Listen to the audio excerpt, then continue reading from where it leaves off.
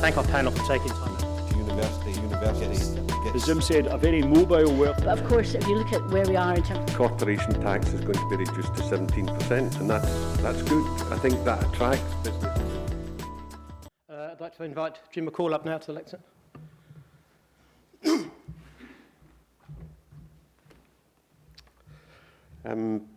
Thanks again for inviting me along to speak this morning. Equality and inclusive growth was something that was mentioned, and I think in terms of the powers we have here, not much has been transferred that will help stimulate growth in our economy. I think there are welcome powers that have come here, but we really need to have more high-quality jobs in Scotland. That means more businesses here, have more businesses with high-quality jobs and more start-ups in Scotland, and we need to support the corporate sector to create those jobs. At the moment, we produce a lot of good graduates. It's the education in the university is free, which I agree with, and many of those graduates can't find a quality job in Scotland and move out of Scotland, and they're gone. Many of them are gone forever, and we lose that investment that we've made and the talent that we've got there. And I think the focus really has to be on creating more high-quality jobs. I know we've got good employment here just now, but not enough high-quality jobs. And to do that, we need to attract more businesses. I think the tax powers that have been transferred don't help us in that respect. I mean, it's income tax. And, you know, we've already had for a number of years the ability to vary the income tax rate by 3%. It hasn't been done. Why? Because it's really not something that helps stimulate growth. And, you know, if when we do get the powers to vary the bands, that it's the top band that's put up, those people that we're trying to retain here, that we're producing through the universities, these people can move easily, and I think it's been mentioned has been mentioned by the First Minister that, you know, these people are quite mobile, and, you know, if they're going to get a better deal by moving south, which they have to do to get the jobs just now anyway, we're just going to accelerate the loss of these talents that really we want to be inputting to help grow the Scottish economy. So I don't think the income tax helps us at all. What we really need is we need powers over some of the business taxes. We heard yesterday in the budget that corporation tax is going to be reduced to 17%, and that's good. I think that attracts businesses into the UK. The problem within the UK is there's a big attraction down to the southeast, and there's no advantage in coming north of the border. We saw recently that Westminster gave Northern Ireland the 12.5% corporation tax rate to compete with Dublin. We compete with the Southern Ireland. And I think that was the right thing to do. You need to have some differentiation there.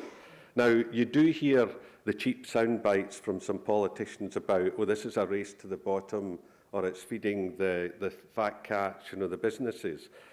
In Ireland, with roughly the same population, the absolute take from corporation tax is double what it is in Scotland, double. And that's when, you know, that's at a time when the corporation tax was almost half.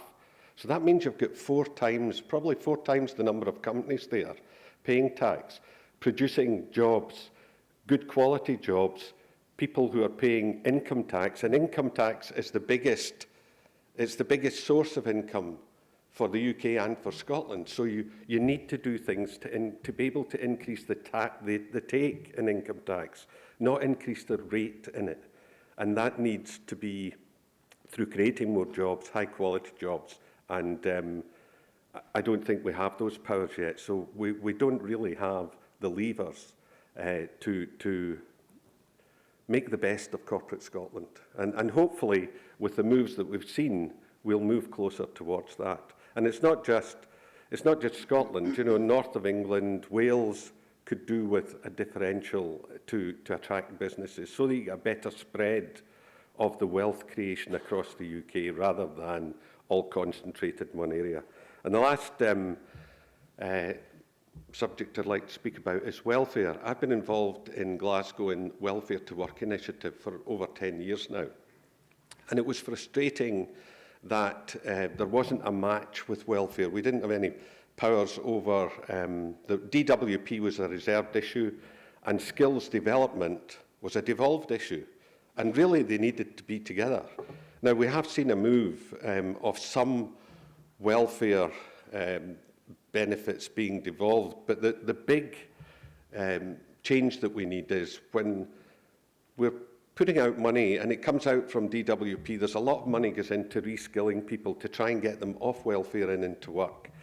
Now, to bid for that money to do the training to reskill, you have to be able to deliver it nationally. So it has to be bid for by a company down south, because there's no Scottish company can deliver it nationally. They take it and they then have to subcontract the skills courses to someone north of the border, but they have to keep off of that their administrative costs. And that's a big drainage from money that's supposed to get to be training people to put them into jobs.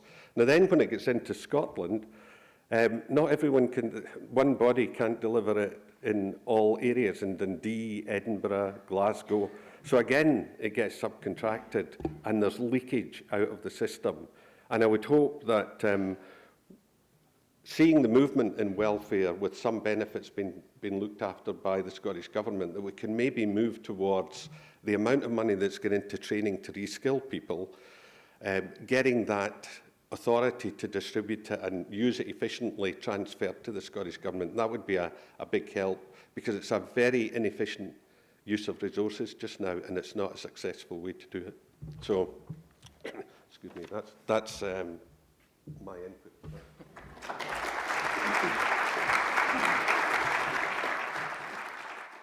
Thank our panel for taking time. Universities. As Jim said, a very mobile work. But of course, if you look at where we are in terms of Corporation tax is going to be reduced to 17%, and that's good. I think that attracts business.